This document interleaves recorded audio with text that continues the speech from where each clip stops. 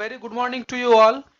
तो आ गए हैं हम लोग आज का सेशन लेके। तो आज का जो सेशन है हम लोगों का ये काफी स्पेशल सेशन होने वाला है, क्योंकि आज का जो क्लास हम लोग करेंगे वो पीरियोडिक टेबल के ऊपर में होगा। ठीक है, ये एक ऐसा चैप्टर है, जनरली हम लोग सभी इसको पढ़ते आते हैं, लेकिन इसमें थोड़ा सा डाउट कहीं ना कहीं पे रह जाता है। ठीक है, तो आइए हम लोग जो आज का स्टडी है इसको हम लोग थोड़ा सा आगे लेके चलते हैं।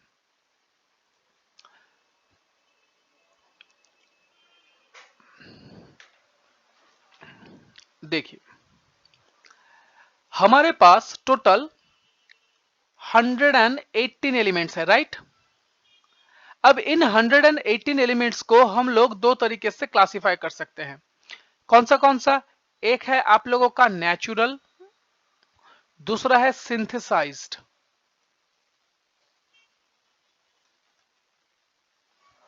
ठीक है, नेचुरल मतलब जो हम लोगों को अर्थ के कोर से डायरेक्टली मिल जाता है, ठीक है, यानी कि क्रेस्ट से ओर के फॉर्म में हो चाहे नेटिव ओर के फॉर्म में हो। और सिंथेसाइज किसको बोलेंगे हम लोग? सिंथेसाइज जो कि लैब में बनता है। ठीक है, तो ऐसे हमारे पास में 24 एलिमेंट है। तो ये हो गया हम लोगों का पहला क्लासिफिकेशन। आइए दूसरे क्लासिफिकेशन की बात करते हैं। तो 118 एलिमेंट को फिर से क्लासिफाई किया जाता है दो श्रेणी में। ठीक है, तो पहला श्रेणी क्या है? तो पहला श्रेणी है हम लोगों का दैट इज न्यूट्रल, और दूसरा जो श्रेणी है हम लोगों का दैट इज रेडियो एक्टिव।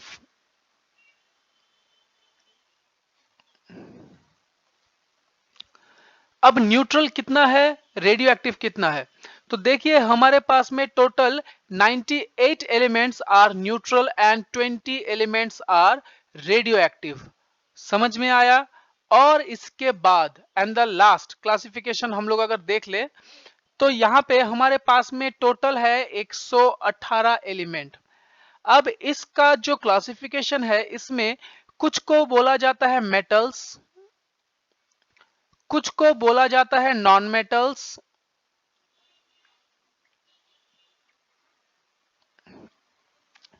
और कुछ को बोला जाता है मेटालॉइड्स।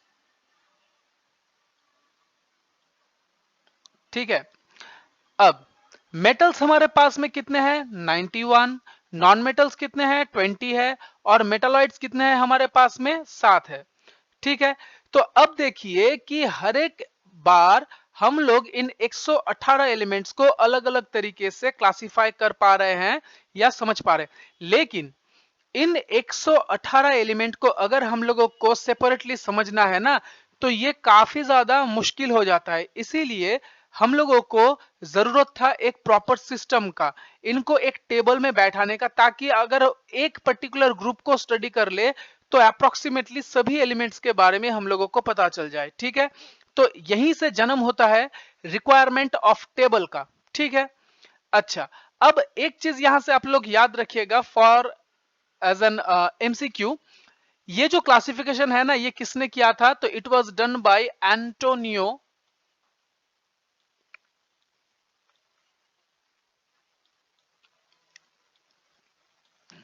लेवशियर ने।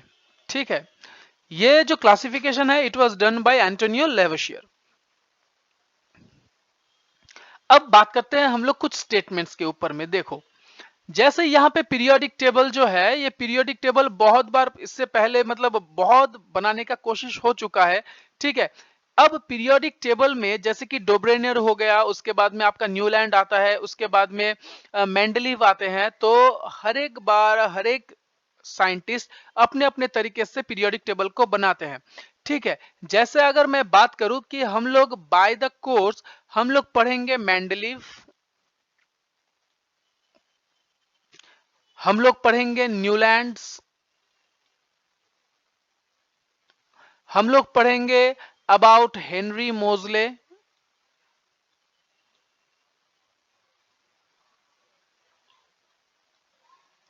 एंड हम लोग पढ़ेंगे डोब्रेनियर के बारे में।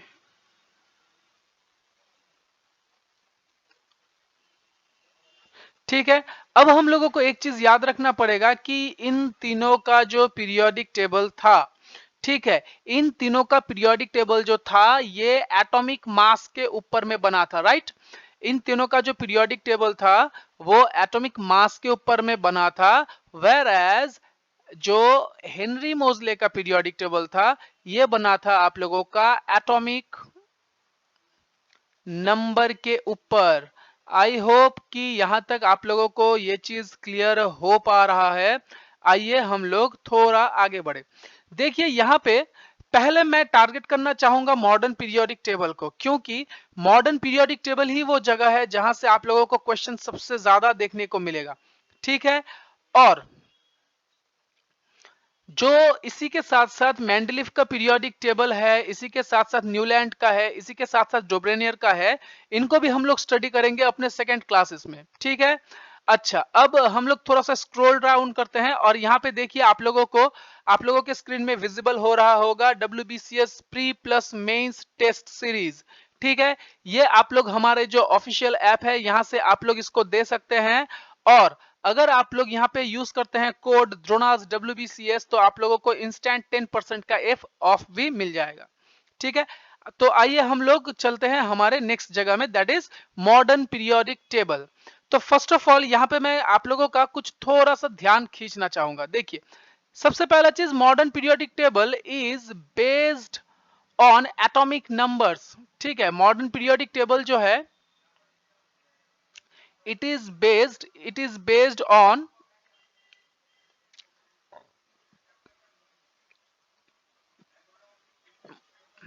atomic number of the elements. It was constructed by Henry Moseley.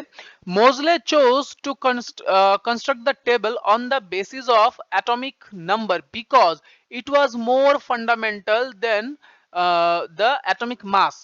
ठीक है, और mass number. Though it was though it we can easily understand. अच्छा यहाँ पे थोड़ा सा वो टाइपिंग मिस्टेक हो गया है, समटाइम हो सकता है। ठीक है, चलिए कोई बात नहीं। बात यह है कि इससे पहले जितना भी पीरियोडिक टेबल बना था ना वो आप लोगों का किसके ऊपर में बना था, एटॉमिक मास के ऊपर में। तो वो क्या कारण था कि एटॉमिक नंबर को हेनरी मोजले ने पिक किया, तो आइए देखते हैं। सबसे पहला चीज अगर हम लोग बात करें कि एक एग्जांपल ले लेते हैं क्लोरीन का। ठीक है, क्लोरीन का एक एग्जांपल ले तो क्लोरीन का ये जो नंबर 17 है दैट इज एटॉमिक नंबर। ये हमें क्या बताता है, ये हमें बताता है कि यहाँ पे 17 इलेक्ट्रॉन है, 17 प्रोटॉन है, राइट। तो 17 इलेक्ट्रॉन 17 प्रोटॉन, ओके। और इसी के साथ में अगर हम लोग क्लोरीन का इलेक्ट्रॉन कॉन्फ़िगरेशन निकाले तो क्या मिलेगा, 2 8 7। ठीक है ना, चलो यहां तक सही है। लेकिन क्या इसका ऑक्टेट कंप्लीट है? देखिए 2 8 7, ऑक्टेट का मतलब क्या होता है, the number of electrons in the outermost shell. तो यहाँ पे ये तो 7 है। ऑक्टेट करने के लिए इसको क्या करना पड़ेगा, ऑक्टेट अगर इसका कंप्लीट करना है ना तो इसको एक इलेक्ट्रॉन क्या करना पड़ेगा, एक इलेक्ट्रॉन इसको गेन करना पड़ेगा। और हमें एक चीज मालूम है कि खुद को स्टेबल करने के लिए या ऑक्टेट को कवर करने के लिए अगर बाहर से इलेक्ट्रॉन कोई भी चीज गेन करता है तो वो क्या होता है, वो नेचर में नॉन मेटल होता है, राइट। ये हम लोग एटम्स के क्लास में देख चुके हैं। ठीक है ना, तो इसीलिए एटॉमिक नंबर के ऊपर में इनको टेबल जो है कंस्ट्रक्ट करना ज्यादा सही लगा रेदर देन आपका एटॉमिक मास। अब आते हैं हम लोग, एक काम करते हैं। देखिए यहाँ पे आप लोगों के पास में बहुत सारा चीज दिया हुआ है जो मैं आप लोगों को बोल रहा हूं कि एटॉमिक नंबर जो है ये ज्यादा फंडामेंटल है। अच्छा, अब यहाँ पे एक चीज दिया हुआ है कि according to the modern periodic law properties of elements are periodic function of atomic number. यहाँ पे ये जो सेंटेंस है इसको थोड़ा पकड़ते हैं। क्यों? क्योंकि क्योंकि मेंडलीव ने कहा था,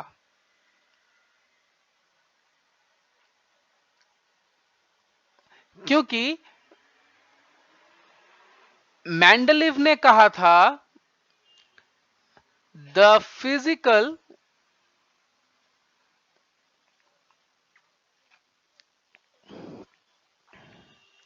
जस्ट अ सेकेंड, थोड़ा सा इश्यू हो रहा है यहाँ पे टैब का। The physical and chemical properties, the physical and chemical properties are the recurring are the recurring of their atomic mass। ठीक है, तो ये कहना था मेंडलिफ का, ये मेंडलिफ का स्टेटमेंट था। वेयर एज इसी चीज को मोजले कहते हैं कि नहीं, the properties of elements are a periodic function of atomic number. ठीक है, यहां तक बात समझ में आया? तो यहां तक हम लोग बस एक छोटा सा एग्जांपल दे रहे थे, एक छोटा सा चीज में आप लोगों को यहाँ पे समझाने का कोशिश कर रहा था। तो आइए एक काम करते हैं, हम लोग सबसे पहले थोड़ा सा स्पेस बना लेते हैं। यहाँ पे मैं आप लोगों को इन चीजों को थोड़ा डिटेल्स में समझाऊंगा। देखिए, पीरियोडिक टेबल, ठीक है ना, तो हम लोग सबसे पहले पढ़ेंगे मॉडर्न पीरियोडिक टेबल।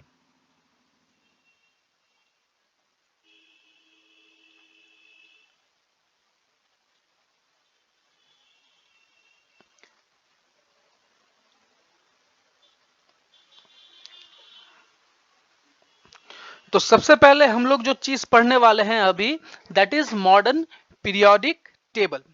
चलिए, फाइन। देखिए, मॉडर्न पीरियोडिक टेबल को कंस्ट्रक्ट करने से पहले ना हर चीज का एक पैरामीटर सेट किया जाता है कि मैं अपने टेबल को इस तरीके से सेट करूंगा, मैं अपने टेबल को इस तरीके से सेट करूंगा। तो उन्होंने एक पैरामीटर सेट किया अपने आप में कि जो एटॉमिक नंबर है, ठीक है, जो एटॉमिक नंबर है ना, वो लेफ्ट टू राइट क्या होगा, इंक्रीजिंग ऑर्डर में रहेगा, और टॉप टू बॉटम वो क्या होगा, उनका जो प्रॉपर्टीज है ना, उनका प्रॉपर्टीज सेम रहना चाहिए। वो ये कोशिश करेंगे कि atomic number left to right increase होगा, पर जो प्रॉपर्टी है वो टॉप टू बॉटम क्या होगा, वो आपका सेम रहेगा। पर कैसे पता चलेगा कि किसी भी एलिमेंट में, कैसे पता चलेगा कि किसी भी एलिमेंट में प्रॉपर्टी सिमिलरिटी है, प्रॉपर्टीज में सिमिलरिटी कैसे पता चलेगा? तो इसके लिए उन्होंने देखा कि जैसे कि मान लीजिए लिथियम, उसके बाद मान लीजिए सोडियम, इसके बाद में मान लीजिए पोटेशियम। तो लिथियम का एटॉमिक नंबर 3, सोडियम का 11, पोटेशियम का 19। आइए इसका इलेक्ट्रॉन कॉन्फ़िगरेशन करते हैं। 2 1 2 8 1 2 8 8 1। तो देखिए, इनके इनके आउटर मोस्ट शेल में एक एक इलेक्ट्रॉन है, नंबर 1। इन तीनों को ही कहा जाता है alkali metals, number 2।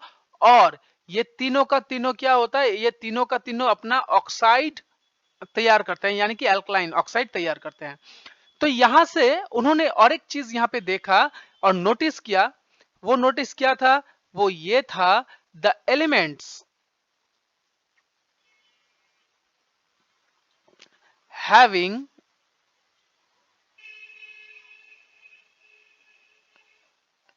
same number of electrons in their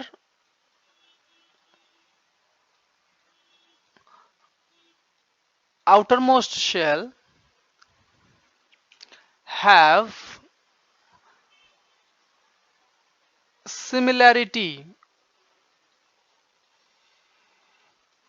in their properties। यानी कि जिन एलिमेंट्स के आउटर मोस्ट शेल में नंबर ऑफ इलेक्ट्रॉन्स जो है ना, जिन एलिमेंट्स के आउटर मोस्ट शेल में नंबर ऑफ इलेक्ट्रॉन्स सेम रहेगा, उनके प्रॉपर्टी में सिमिलरिटी रहेगा। चलो, ये तो उन्होंने एक चीज देख लिया कि इसका मतलब जिनके आउटर मोस्ट शेल में एक एक इलेक्ट्रॉन है, अगर मैं उनको ऐसे करके सजाते जाऊं, और इसके बाद इस साइड में भी अगर एटॉमिक नंबर को मैं इंक्रीजिंग ऑर्डर में रखूं, तो ये काम बन सकता है। तो इसीलिए उन्होंने क्या किया, इसीलिए उन्होंने बहुत सारा कार्ड लिया। ठीक है, इन्होंने बहुत सारा कार्ड लिया, और हर कार्ड में उन्होंने क्या किया, एलिमेंट का नाम और एटॉमिक नंबर लिखने के बाद वो उनको एक के बाद एक के बाद एक के बाद सजाते गए। तो देखा गया कि हर बार जब वो एटॉमिक नंबर को सजा रहे हैं और उनके आउटर मोस्ट शेल में जो नंबर ऑफ इलेक्ट्रॉन है उनके बेसिस में सजा रहे हैं, तो देखा जा रहा है कि इसका प्रॉपर्टी इसके साथ में रिपीट हो रहा है, इसके प्रॉपर्टी इसके साथ में रिपीट हो रहा है। तो यहीं से इस टेबल का नाम आया पीरियोडिक टेबल। क्यों? क्योंकि जो प्रॉपर्टी है वो पर्टिकुलर एक टाइम या फिर एक एलिमेंट पीरियड के बाद में रिपीट हो रहा है। That's why this table is also known as periodic table. बात समझ में आया? मॉडर्न पीरियोडिक टेबल तो ये किसके द्वारा बनाया गया था? ये बनाया गया था आप लोगों का हेनरी मोजले के द्वारा, राइट? हेनरी मोजले के द्वारा। किसके ऊपर में बेस्ड है? ये बेस्ड है आप लोगों का एटॉमिक नंबर के ऊपर में, ठीक है। और ये जो मोजले के द्वारा बनाया गया जो टेबल है ना, इसी टेबल को हम लोग कहते हैं long form of periodic table. Long form of periodic table. क्यों कहा जाता है इसको long form of periodic table? क्योंकि इससे पहले मेंडलीव ने भी एक पीरियोडिक टेबल बनाया था, ठीक है, पर उसमें ना कुछ ड्रॉबैक्स था जिसको एनामोलस भी कहा जाता है।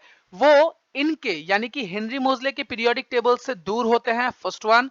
सेकेंडली, इनका जो पीरियोडिक टेबल यानी कि हमारा जो मॉडर्न पीरियोडिक टेबल है वो समझने में काफी ज्यादा इजी है, ठीक है। ये समझने में भी इजी है और ये किसी को समझाने में भी इजी है। इसीलिए इसे कहा जाता है मच मोर कॉम्प्रिहेंसिव फॉर्म और the long form of periodic table. I hope कि आप लोगों को यहां तक बात क्लियर है, ठीक है। अगर यहां तक आप लोगों को बात क्लियर है तो आइए हम लोग बात करते हैं स्ट्रक्चर ऑफ द टेबल में।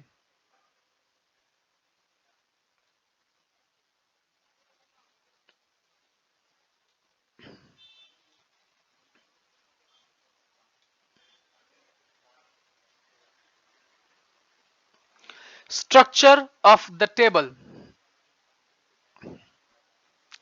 देखिए, सबसे पहले पीरियोडिक टेबल का अगर हम लोग एक छोटा सा स्ट्रक्चर ले ले, ठीक है,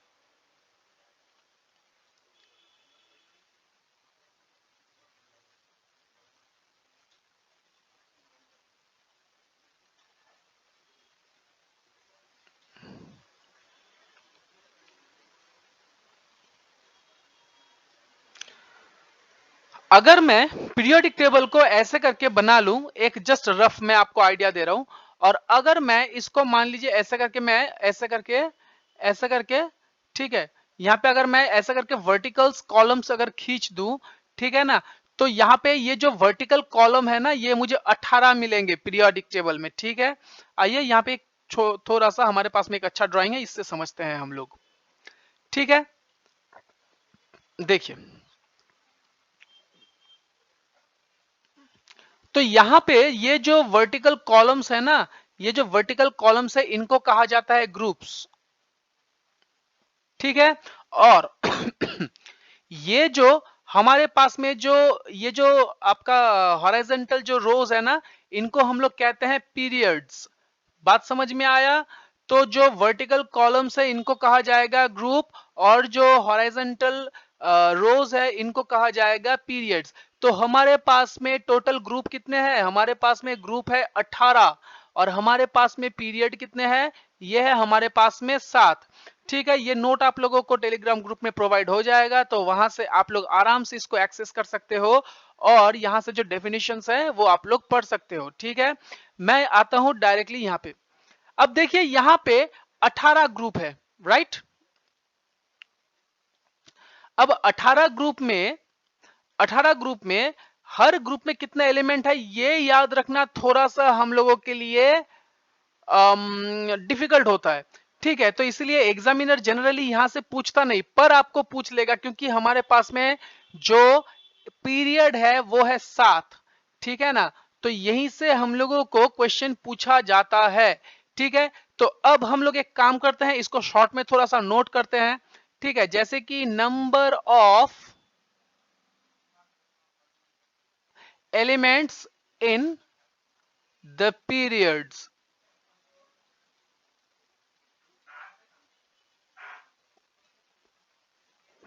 तो यहां पे पीरियड कितने हैं? 7 है, ठीक है। चलिए लिखते हैं, first period, second period, third period, fourth period, fifth period, sixth period और सेवेंथ पीरियड।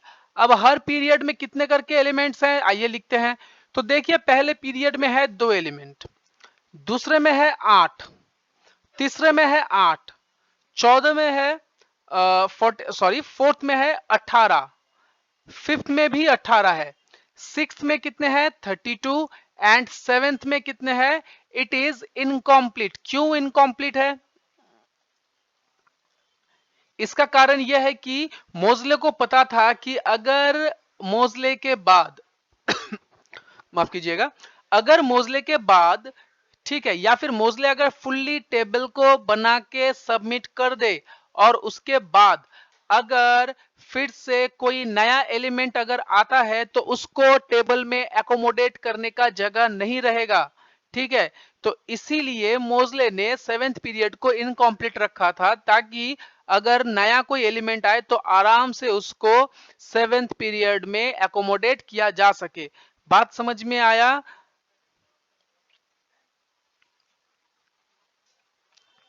आई होप कि आप लोगों को यहां तक क्लियर हुआ। आइए अब बात करते हैं हम लोग आगे, ठीक है। हेडिंग डालेंगे। अभी हम लोग स्ट्रक्चर ऑफ पीरियोडिक टेबल ही पढ़ रहे हैं, अभी हम लोग ज्यादा अंदर तक नहीं गए हैं, ठीक है। अच्छा, अब बात करते हैं हम लोग ब्लॉक डायग्राम्स के बारे में।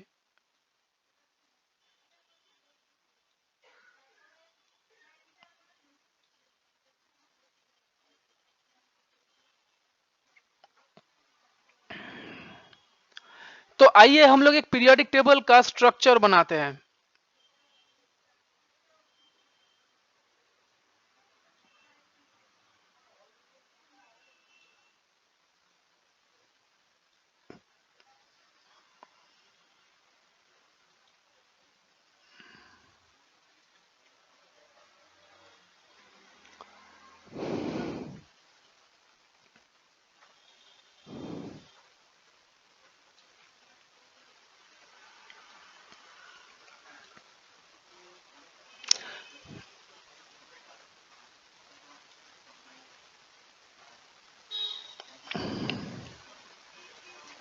देखिए, ये जो पीरियोडिक टेबल में जो ऊंचा सा जगह है इसको हम लोग कहते हैं S block.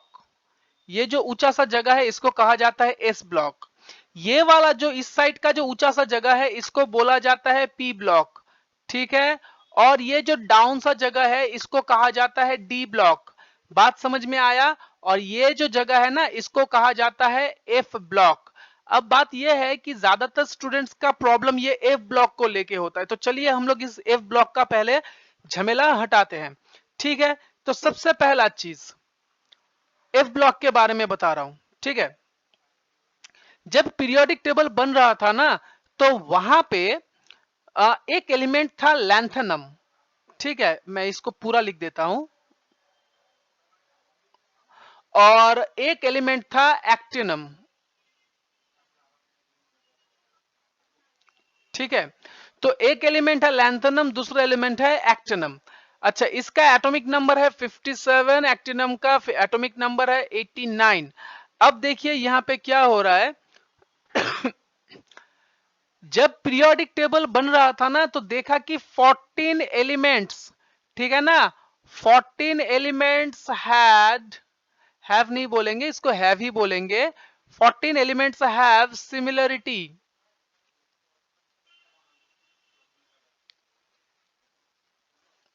with lanthanum.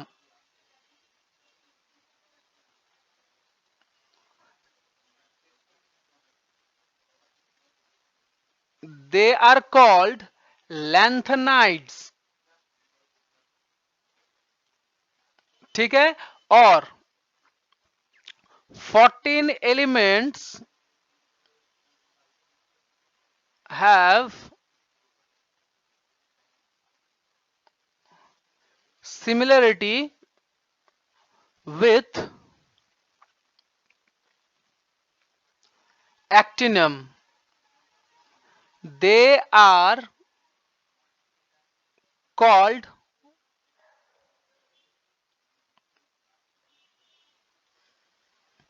Actinides. बात समझ में आया? अब आपसे क्या पूछ लेगा, आपसे पूछेगा बताओ कि लैंथनम का लेंथ, अब बात से आपसे पूछेगा कि लैंथनम का एटॉमिक नंबर कहां से कहां तक होता है, तो आप लोग बोलेंगे 58 से 71, ठीक है। और अगर आपसे पूछ लेगा बताओ कि एक्टिनम का एटॉमिक नंबर कहां से कहां तक होता है, तो आप लोग बोलेंगे 90 से लेकर 103 तक। क्लियर। अब इसके बाद में आता है एक चीज, ठीक है। अब इसके बाद में आता है एक चीज, देखिए लैंथनम के साथ में 14 एलिमेंट्स का सिमिलरिटी, यानी कि लैंथनम के बाद में 14 एलिमेंट्स होना चाहिए था। फिर एक्टिनम के साथ में 14 एलिमेंट्स का सिमिलरिटी, यानी कि एक्टिनम के बाद में 14 एलिमेंट्स होना चाहिए था। लेकिन अगर टेबल में इन 14 14 28 एलिमेंट्स को अगर हम लगाया जाता ना, तो जो पीरियोडिक टेबल है वो एक छोर से काफी लंबा हो जाता, यानी कि वो टेबल के फॉर्मेट में नहीं रहता। तो इसलिए इस प्रॉब्लम से कैसे डील किया जाए, इसीलिए उन्होंने क्या किया कि ये जो 14 14 28 एलिमेंट्स है ना, इन 28 एलिमेंट को एक पर्टिकुलर टेबल ड्रॉ करके इस टेबल में रख दिया, ठीक है। और जिनका सिमिलरिटी लैंथनम के साथ में था उनको कहा गया लैंथनाइड्स।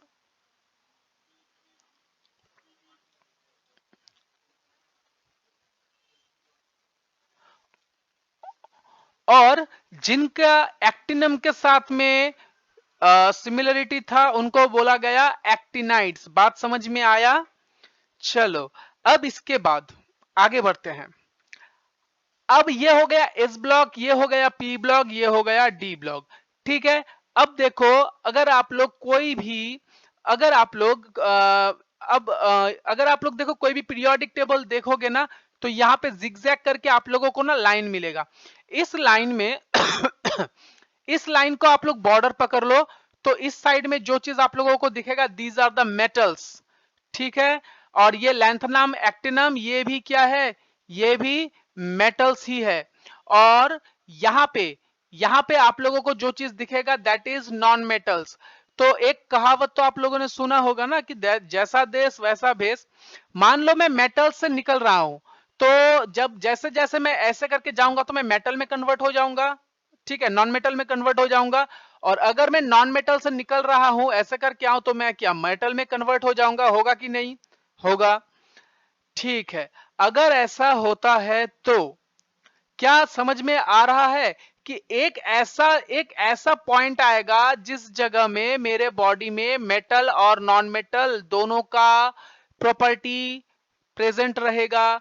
तो उस पॉइंट को क्या कहेंगे हम लोग, इस पॉइंट को हम लोग कहेंगे, इस पॉइंट पे जो एलिमेंट्स रहेगा इनको हम लोग बोलेंगे मेटलॉइड्स।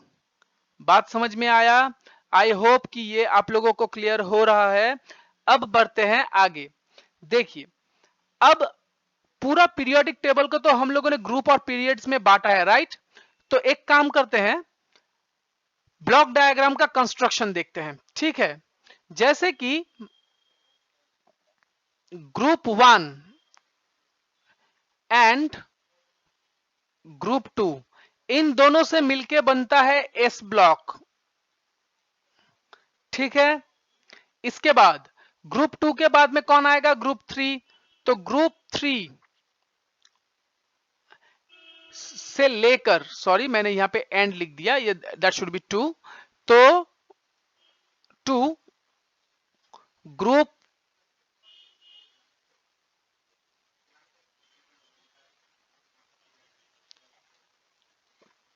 ट्वेल्व, ग्रुप 3 से लेकर ग्रुप 12 इसको बोला जाता है डी ब्लॉक।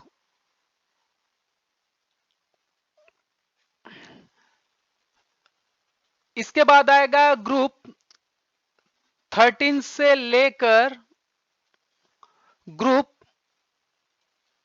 18, ये हो जाएगा हम लोगों का पी ब्लॉक, राइट।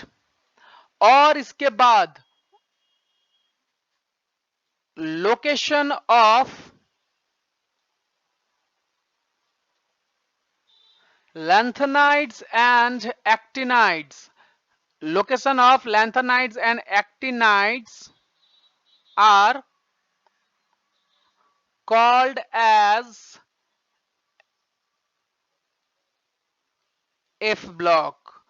बात समझ में आया। आई होप कि यहां तक आप लोगों को क्लियर हो चुका होगा और यहां पे कोई भी प्रॉब्लम नहीं हुआ होगा, ठीक है।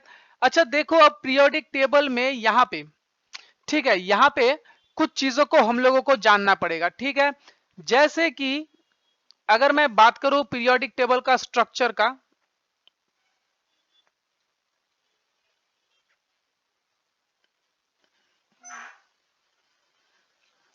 तो ये क्या ये ग्रुप 1 कहलाएगा, क्या ये ग्रुप 2 कहलाएगा, क्या यहीं पे कहीं पे ग्रुप 11 होगा, 12 से जस्ट पहले 11 होगा, क्या यहाँ पे कहीं पे ग्रुप 17 होगा, क्या कहीं पे यहीं पे ग्रुप 18 भी होगा, होगा ना।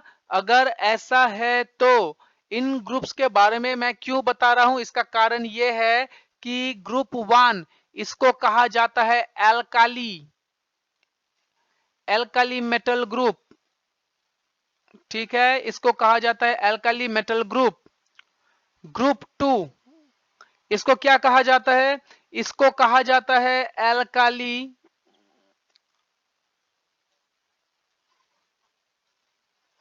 Earth metal group. Group 11, group 11 में पाया जाता है आप लोगों का metals like copper silver gold, जिनसे कॉइन बनता है, ठीक है, तो इनको कहा जाता है कॉइन मेटल ग्रुप।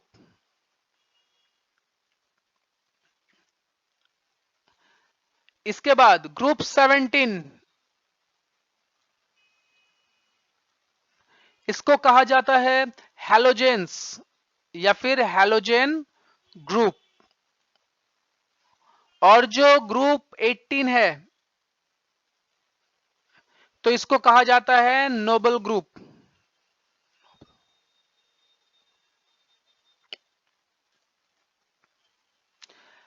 ठीक है, आई होप कि यहां तक आप लोगों को बात क्लियर हो रहा है, ठीक है।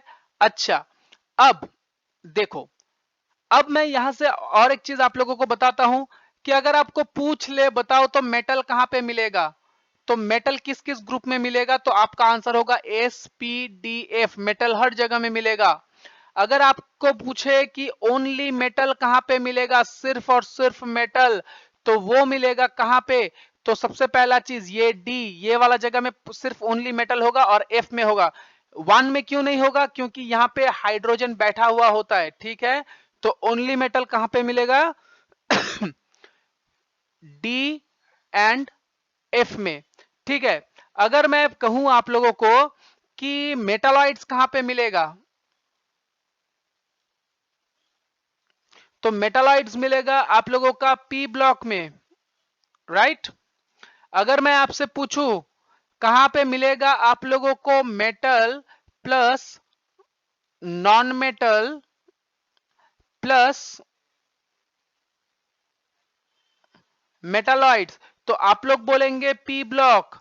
क्यों पी ब्लॉक आंसर होगा, इसका कारण है जरा सा यहां पे आप लोग देखो कि ये जो डी ब्लॉक है और यहां पे अंदर में देखो, ये जो अंदर में जो है ना, ये सब क्या चीज है, ये आपका मेटल हो गया, ठीक है। ये आपका क्या हो गया, ये पिंक, ये के इसके आसपास ये हो गया आप लोगों का नॉन मेटल्स। और यहां पे क्या पाया गया है, यहां पे पाया गया है आप लोगों का हाइड्रोजन, ठीक है, जो कि एक नॉन मेटल है पर मेटल की श्रेणी में घुसा हुआ है।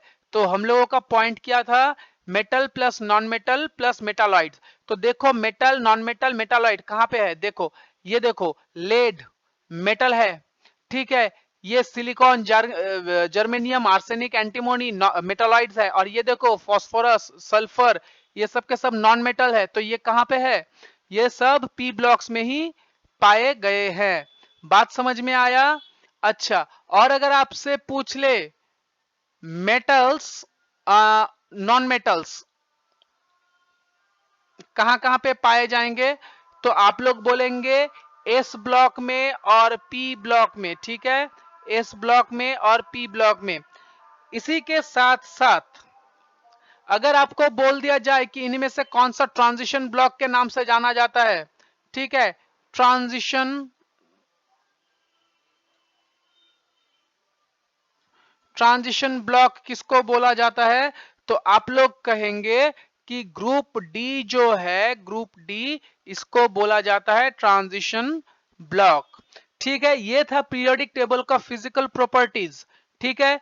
अब इसके साथ साथ और भी कुछ चीजें आते हैं, जैसे कि इलेक्ट्रोनेगेटिविटी, इलेक्ट्रो एफिनिटी, उसके बाद एटॉमिक रेडियस, इसके बाद जैसे कि कौन सा हेवीएस्ट एलिमेंट है, लाइटेस्ट एलिमेंट है, तो ये जो क्लासेस है ये आप लोगों का नेक्स्ट क्लासेस में हम लोग कवर करेंगे। तो आज मैंने आप लोगों को सिंपली पीरियोडिक टेबल से इंट्रोडक्शन कराया है, राइट। तो आई होप कि आप लोगों को आज का जो सेशन है वो आप लोगों को अच्छा लगा होगा। ठीक है, सेशन में बने रहने के लिए सभी को थैंक यू। ठीक है, और बात करते हैं आप लोगों को फिर से, जैसे कि आप लोगों को मालूम है कि WBCS का जो शॉर्ट नोटिफिकेशन आ चुका है, आप लोगों को जरूरत पड़ेगा बहुत अच्छे क्वालिटी का जो प्रीलिम्स और मेंस के लिए मॉक टेस्ट का। ठीक है, तो अगर आप लोग मॉक टेस्ट पर परचेस करना चाहे तो हमारे ऑफिशियल जो ऐप है वो आप लोग वहां से डाउनलोड कर सकते हैं, प्ले स्टोर से एंड आपका ऐप स्टोर से भी। ठीक है, आई रिपीट कि अगर आप लोग वहां पे कोड लगाएंगे द द्रोणर्स WBCS तो आप लोगों को एक इंस्टेंट ऑफ मिलेगा 10% का। ठीक है, तो आई होप कि यहां तक बात क्लियर हो चुका है। तो आज के लिए क्लास को यहीं तक रखते हैं, मिलते हैं नेक्स्ट क्लास में। Thank you.